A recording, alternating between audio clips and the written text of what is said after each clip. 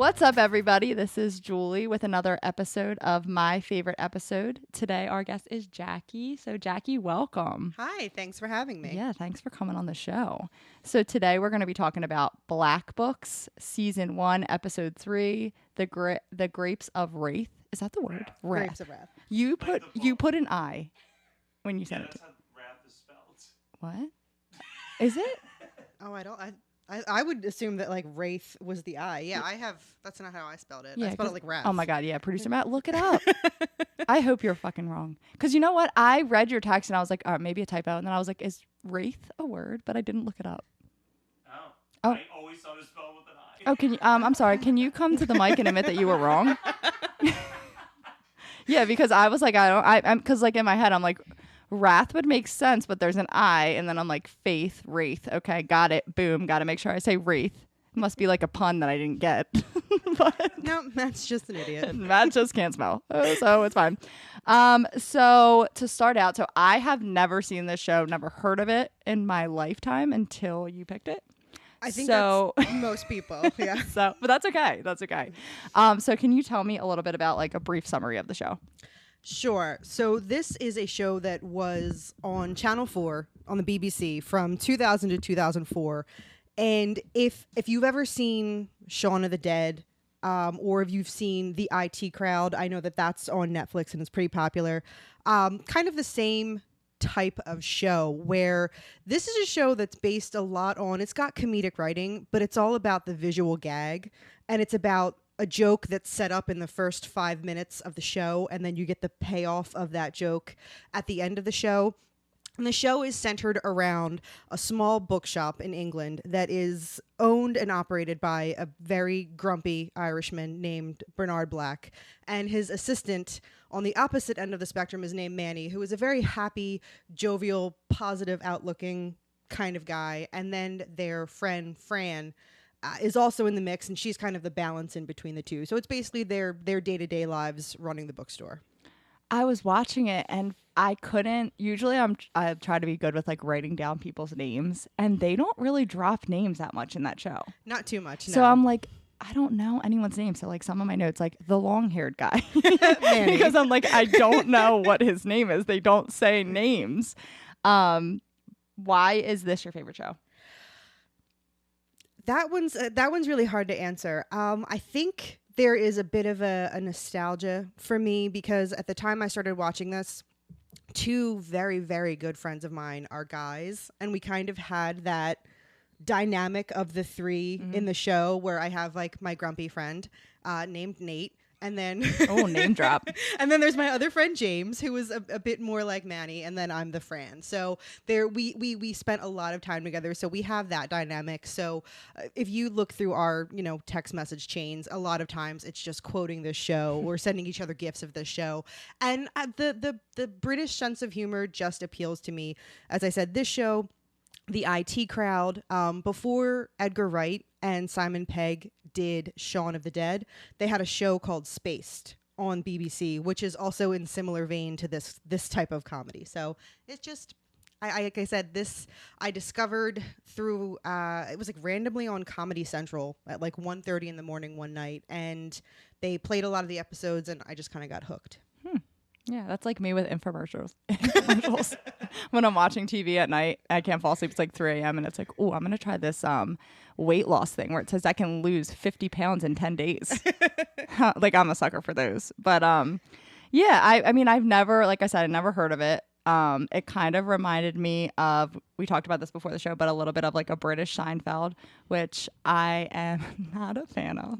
I hope we don't lose subscribers because of that. I'm with you. I have never gotten the Seinfeld vibe from this, but I also dislike Seinfeld, the show, as well. So I'm with you in that boat. But maybe because I think maybe you need to be to see more than one to get the full grasp. I've never gotten that vibe though, but that's understandable. Well, and it's kind of like, depends on your sense of humor, I think, too. So like, I love the show The Office, but there are people that just don't find that show funny at all, and like I don't understand it. So I feel like that's how my Seinfeld people are. Like, they find it hilarious and I just like don't find it funny at all, and I have like beef with people because of it.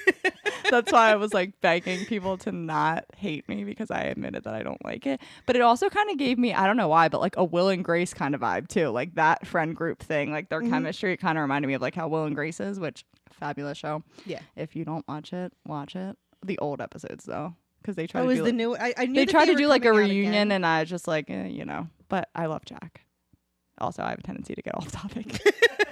Here we are. I know Here we are. that's perfectly fine. I'm used to that. So we kind of got into why this is one of your favorite episodes. Why did you choose this specific episode? I think I chose this specific episode, going back to talking about how my friends and I quote this. This one might be the most quoted episode out of all 3 seasons of Black Books. Our favorite line collectively is when Manny has the shiatsu massager and he puts it up to his chest and says that he's a prostitute robot from the future. Yeah, that scene actually did make me laugh out loud. And how many times he's trying to get the attention of his friend and he's just like not biting at all. And yeah, that's the kind of thing that happens fairly often on this show. Like I said, Manny, it's very much, it's funny because sometimes you look at the dynamic and it's like Bernard is the father figure and Manny is the child. But then 9 times out of 10, it's Manny who has to take care of Bernard in the shop, in his life. Just you overall know, in general. Overall in general, go make my toast and pick out my socks. And their dynamic is funny. I do think Manny's probably the funniest character on the show. Yes. My first like big laugh out loud moment was when he's on the phone with the cleaner and he's like, everything is covered in filth, and then he's like, he takes the phone and like puts it around the room like he's showing him showing him how dirty the room was. So that made me laugh. And what's the friend's name, the woman, Fran. So when she shows up and she's like going on a date, so she's in this tight pink dress and she's trying to get Bernard's attention. I was like, dude, that's me with everything in life. She's like slamming her hand on the ground and he's just like, or on the wall, and she's like continuing to read the newspaper, and then she's like coughing and like, I'm like, dude, I'm so her. So that was a nice reality check for me to not be so thirsty for attention because I saw how bad it looks on the other side. The cleaner's introduction was phenomenal. Yes. He's hilarious. Big fan of the outfit. So basically in this episode, Bernard's bookstore is just like disgusting. And is that like considered his home too? Like, what you see in later episodes is there are rooms above the shop, and that's where he and Manny live in their rooms. And it's just like completely trashed. So Manny hires a cleaner to like clean their house, and it's just like this really bizarre guy. He shows up in a tux with rubber white boots and white gloves, and he made me uncomfortable. Yeah, he's intense. Yeah. So I was a big fan of his outfit. Who do they end up, because I might have missed this when I was trying to catch anyone's name on the show, but who was the person that they end up living with while the place is getting clean? Don't they end up living with someone while the place is getting clean? They are house sitting for a friend of Bernard's. The very, very beginning of the episode, the friend was begging Bernard, come house sit for me. You know, I have to go away. And Bernard's like, no, I'm not going to house sit for you. I have no time. It's one of the characteristics of Bernard is that his hobbies are smoking cigarettes, drinking alcohol, and hating people, which is the dynamic of him owning a bookstore, and he doesn't want any customers because customers bother him. So ironic. So yeah, his friend is begging him to please come house sit for me, and he's like, no, I'm not going to house sit for you. And when the cleaner comes, the cleaner is like, this is so intensely dirty, like you don't want to be here for my process. You should go somewhere else. So that is the reason why they house sit for Bernard's friend, and that is where they accidentally drink the wrong wine, which is hilarious. Actually, during that scene, they were like nonstop drinking wine, and they just like continue to get like drunker and drunker. And that was like another part where I was like, this is probably what I look like when I'm drunk. Like, they were hilarious, and they were just talking about like the stupidest things you could ever imagine. Right. And I was a big fan of that scene. No, it's stuff that we all say when we're drunk. That's another line that gets kind of brought up frequently in my friend group, is that, you know, something is it's like looking into the eye of a duck and sucking all of the liquids out of its beak. And then he goes downstairs and he's like talking to the wine bottles of like which one he should pick, because there's just thousands of bottles of wine. Yeah, he's easily the funniest character on the show. That- I mean, I don't know because Fran is kind of funny too. Honestly, the dynamic between all three of them, I think, is really fantastic. Yeah, when they're house sitting, the owner of the house has this extensive wine collection, and he shows them the gigantic cabinet of all the wine you could drink. Help yourself. You're sitting for me. Take all the wine that you want. And he's like, there are these 10 very old, very rare, very specific bottles. Don't touch these. Don't drink these. Don't even look at them. But all of this other wine, help yourself. And Manny gets it a little mixed up and confused, and they accidentally go drink a bottle of extremely rare 7,000-pound wine. Which, what does that equal? Producer Matt. Producer Matt, look it up. Look it up. I think that British show writers need to remember that Americans watch these shows too. They should put it like under this equals this. It would be $8,754. $8,754. And that was in in the year 2000. So that was a lot of let's I mean, count that's a for lot of money for inflation. me now in 2019, Yeah, but no. I drink $8 wine. So yeah, I think I would have a heart attack too. The one part where they're getting like completely smashed drinking the wine and Manny's like under the table and he pops out with like pigtails. I was like hysterically laughing at that. His long thin hair was just creeping me out to like no extent. Like I was like, please just cut your hair. Like it's so long and thin. It reminded me of my 10th grade history teacher's hair. Ooh. There's actually an episode further down the line where another like brand new like sparkly Barnes and Noble style bookstore moves into the shop next to Black Books, and Simon Pegg is actually in that episode, and he runs the bookstore, and they hire Manny. And one of the conditions was he has to cut his hair. And spoiler alert, he doesn't. He runs away and he goes back to Bernard's shop. But because he has such great hair, I guess. Yeah, he thinks he does. It's disgusting. It's so thin and gross. but he feels passionate about it, so that's all that matters. Yeah. At the very end of the episode, well, I mean, yeah, it's pretty much like the end of the episode. They realize they drank the really expensive wine. Yes. So they're basically like, we're fucked. We have to remake this wine is basically what happens.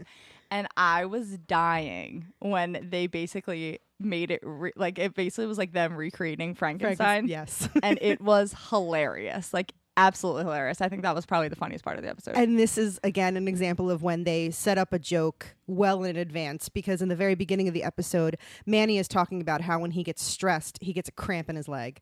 So this situation at the end, when they're having to remake this wine, is stressing him out. And he's like limping around like Igor. And then he had a taffy in the beginning of the episode and like crunched on it and hurt his tooth. And so he was talking on the side of it. Yeah, the setup, the payoff for the jokes that are set up that you don't even think about that's going to be the payoff, I think is one of the reasons what makes this. And I guess this is for a lot of British TV uniquely different than what we have in American sitcoms. Mm-hmm. American sitcoms, because I think American sitcoms have just such strong comedic writing. But again, the visual gag of what we get in these British shows, I think to me is what sets it apart and why I like it a little bit more than, I guess, your average American sitcom. Yeah, absolutely. So I know that you said you like this show so much because you can relate it to you and your two best guy friends. Why, like, what is it about Fran that you feel like you can relate to so much? Because I have absolutely had to be the balance in between those two knuckleheads on more than one occasion. And not necessarily with the drinking aspect, but there was a point in like our friendship in like 2003, 2004 when like all we did was just sit around and bullshit and smoke cigarettes until we lost all sense of taste and smell.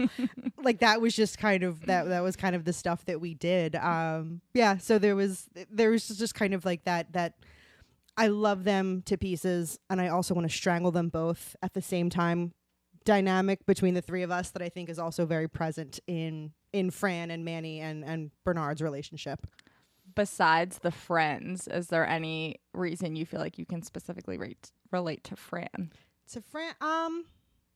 Besides her connection with, Besides her, because she's I do hilarious. I do like her kind of I don't want to say no BS attitude, because there actually is kind of a she would rather present a different version of herself. She does that in this episode, and I think I am slightly different from her, where I'm just, this is me, Yep. take it or leave it, whereas she would, put on, when she invented her new laugh. which was awful. I like when he says, keep the turn, lose the laugh. and the date that she's on, he's just like, that's an interesting laugh. She's like, damn, that backfired. Yeah, I would be the person though caught like fixing my bra and just awkwardly, how about these breasts? Yes. I know, what a line. And then the poor girl realizes that he's gay, and it's just, I was dying. I can't think of, I know one of the people she said was like, what do you think about Elton John? And then she named two other people. I forget who she said. And he was like, well, they're both fabulous. Yeah.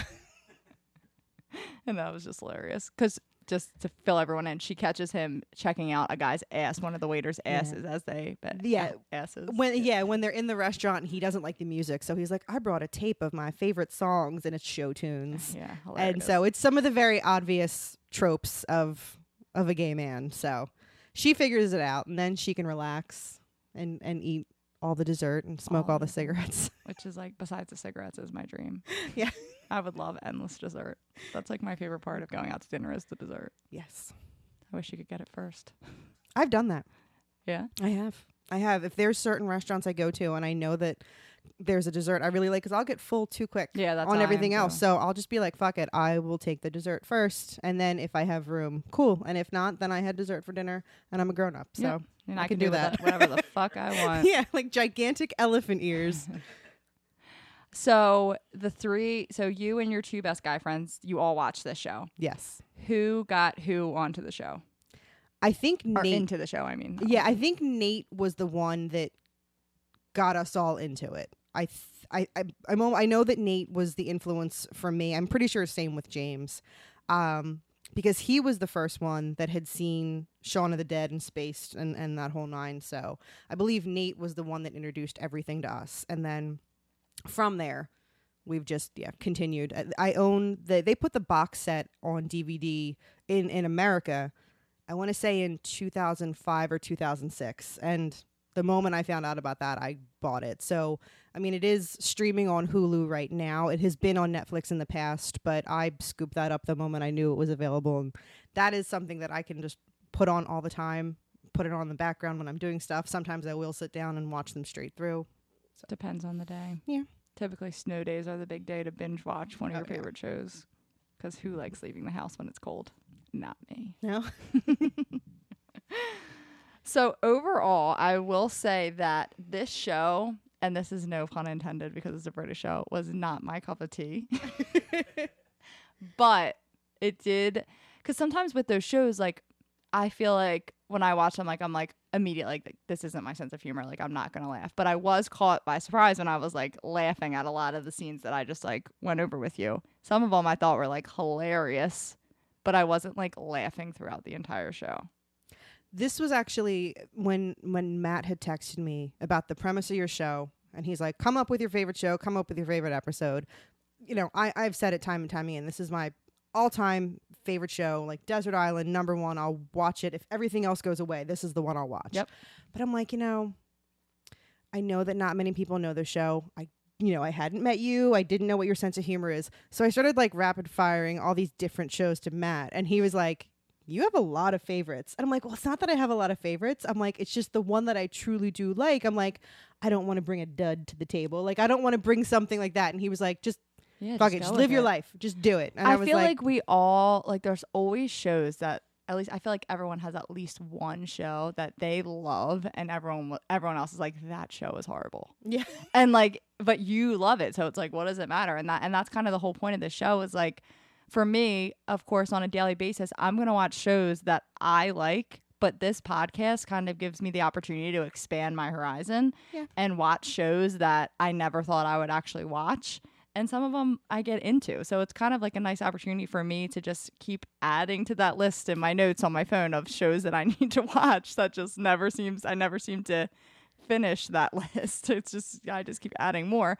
But regardless, it's kind of just, and just because it was something that maybe I wasn't crazy about and I wouldn't watch on a daily basis doesn't mean that someone listening to the show wouldn't listen or wouldn't watch it. So this kind of gives everyone the opportunity to know about new shows, and not new shows because it came out in 2000 to 2004, but someone that's like into that, this kind of type of show, even though you don't think it's like Seinfeld, and I thought it was exactly like Seinfeld, they might love it. So, and this episode, like I said, this is episode 3, season 1. It's half-hour episodes, so it wouldn't take long to catch up to this point. You really only missed the introduction of all the characters and when Manny started working at the shop. And as far as BBC shows go, there are they call their seasons series instead of the whole thing being a series. And there's only 3 seasons of Black Books, and they're, I think, 6 to 8 episodes each. Okay. Like, they don't have so it's not long like seasons. extremely long. Yes. Yeah. So to binge watch, like, you can easily do this in a day. Like, if it's a snow day, you can easily watch Black Books from start to finish in a day. They're kind of like my favorite kind of shows. Like, I do love shows that are like an hour long episode, because it's like, oh, I have all, like, when it's currently on TV, like Game of Thrones, for example. If you're a fan of Game of Thrones and you're watching any season, you're like, oh my God, I love this, because like I get an hour to like learn about like what's going to happen, like especially the last season, because we all knew it was coming to an end. So it's like you take advantage of that. But sometimes when you're trying to binge watch a show and it's a series where there's 22 episodes and they're 50 minutes long, it's like you're not finished, and there's 9 seasons. You're not finishing that for like 6 months unless you don't have a job and you're just watching them all day. So the shorter series are kind of like my favorite kind, because you can get through it so quickly. Yeah, you can easily get through this one. I had a job. My last job was kind of a boring job, and I had a lot of downtime, and I binge watched all of Dawson's Creek. Like, I hadn't watched it in years, and it was one of those things where it's like the hour-long episodes, and I'm like, well, I've got 7 hours left of the day and not a lot to do. So, yeah, I took advantage of that, and I binged all 6 seasons of Dawson's Creek at When work. you left that job and your resume just said, watch Dawson's Creek. Like, what'd you do? I filed, I made charts, and I watched Dawson's Creek, and I cheered on Pacey. Yeah. That's what I did. I actually had a poster of Pacey in my room when I was like 5. Because I watched Dawson's Creek because I'm the youngest of the 3 of my other siblings. So they were older. So that was like the hot show that was on. And I decided that I loved Pacey then. Yeah. Joey made the right choice. Yeah, 100%. I think there's a lot of problems with Dawson. Spoiler if you don't watch the show. You can't watch it now. No, I'm just kidding. It was so long ago. Everyone knows that. God, but did you have any? So I kind of went over how my favorite scene was the ending with the Frankenstein reference. What is your favorite part of this episode? It's probably the same part of them. Actually, they have a book all about wine, and that's where they discover that they have accidentally had the special wine. The show actually opens, it's like, in like France, 1900, and a miracle has happened because a rose bush has produced a bunch of grapes, and it's supposed to be some prophetic miracle thing that happened. So they made wine from these grapes that are grown from a rose, and they were presenting it to like the Pope. So that's the special wine they accidentally drank. And in the book, it gives the description of the wine, and it talked like my favorite part is when it talked about it had an oaky finish. So Bernard sends Manny outside, and Manny comes back with a branch From an oak tree. and they just strip the leaves off and put the stick in the wine bottle. And hilarious. I know. In the very beginning, it shows that scene of like when that wine's being made, when they find like the grapes or whatever. So I'm like, at first I'm like, what did that have to do with, like, what is this? What did that have to do with anything? And then it's like, with anything at the end, it's like, oh. Yeah. And at the very last scene, it's like 1 month later, and there is a newspaper article, front page, where it's like the Pope has been killed by, mishandled wine. And Bernard's like, oh my God. And they, turn the page to the camera so you can see it. And he completely ignores that part. And he's like, look, it's the 19th. It's my birthday. Yeah, that was a good ending too. I liked that it ended on that note. It just shows how they're just like stupid friends. Yeah, like very they're just like oblivious to anything going on in the outside. You know what? I guess I can slightly see the similarity to Seinfeld, where it's like it's their world, they're living in it, and you're just passing through kind of thing. So, but again, I don't want to make that comparison because I also don't like Seinfeld, and I really like this show. So I feel like producer Matt's gonna have to edit so many boos randomly in here because people are gonna be really upset of how many times we admitted that we don't like that's Seinfeld. fine. You can fight us. I'm really sorry. I'm not. I'm sure there's shows. No, be strong with it. Don't be sorry. Own I'm it. sure that there's shows that I watch that no one else likes. I actually think a lot of them, like Gossip Girl. Nobody likes that except me. For some reason, I think it's great. I like when the cleaner comes and he's like explaining how dirty it is, and he just like runs his finger through the air, and then it's just like covered in dust. And he's wearing like these like white gloves when he does it. That's good too. And then at the very end, Fran decides that she's going to take the cleaner out for a good time. He's a unique man. Yeah. And she's hilarious. Yeah. I think she reminds me, the reason why I said Will and Grace is she reminds me of the friend from Will and Grace. Karen. Karen, yeah. Yeah. I think that's why. Like she just reminds me of her. I can see that. Yeah. I can see that. So, yeah. Anyways. Was there anything that you had written down? No, that's kind of everything. Wraps it up. Yeah. I'm still pissed that Matt spelled wrath wrong. Because he made me sound really stupid. Because I'm telling you, when I read your text, like, because I always write down like what it is that I'm watching, what the show's called. So when I saw that it had an I, like, I'm like, I don't know if the word is wrath. And I should have it says it on the screen. I should have just looked at the screen, but I trusted producer Matt. And that's what happens. Yeah, first mistake. Well, I guess that wraps it up. Thank you very much, Jacki, for coming on the show. Thank you for having me on. Have a great rest of your day, and thank you, everyone.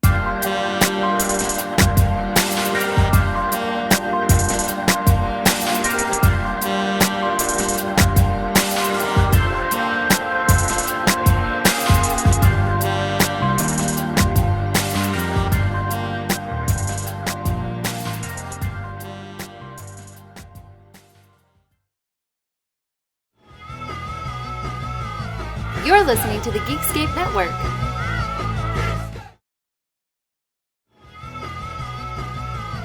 You're listening to the Geekscape Network.